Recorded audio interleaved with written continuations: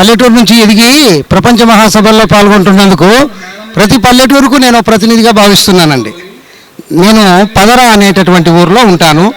దాదాపు 1,00,000 మందికి ఎక్కువగా చదువు చెప్పానండి. ఇంగ్లీష్ నేర్పించాను. ఇంగ్లీషు మాస్టర్ అయినప్పటికీ కూడా తెలుగు అంటే నాకు మిక్కిలి మక్కువ. అందుకని తెలుగులో చాలా లిరిక్స్ రాశాను. అదే కాకుండా నా యొక్క సోషల్ సర్వీస్ వర్క్ అనుకోండి, తర్వాత నేను చేస్తున్నటువంటి విద్యారంగ కృషిని గుర్తించి 3 డాక్టర్ డిగ్రీస్ వచ్చాయండి. తర్వాత ఒక 200 వరకు నేషనల్, ఇంటర్నేషనల్, గ్లోబల్ అవార్డ్స్ కూడా వచ్చాయండి.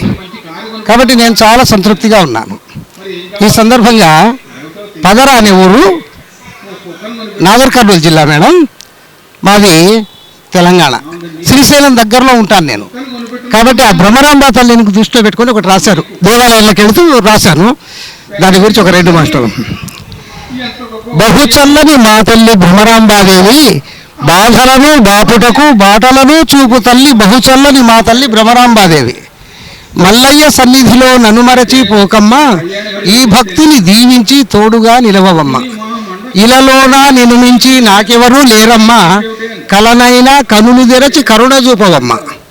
నీ నడకలో నా నడతను పాదధూళి కాని, ఆ ధూళి కణములను పరమాణువు గాని. జగమే నీ ఆలయము అందునేను దివ్యను, నన్ను కొంతవరకు నీవు వెలగనీయవా తల్లి, బహుచల్లని మా తల్లి భ్రమరాంబాదేవి అంటూ చెప్పుకున్నానమ్మా. కాబట్టి నాకు ఇచ్చిన ఈ అవకాశాన్ని చాలా సంతోషంగా స్వీకరిస్తున్నా. ముఖ్యంగా మీకు, మీ ఛానల్కు జీవితాంతం రుణపడి ఉంటారండి.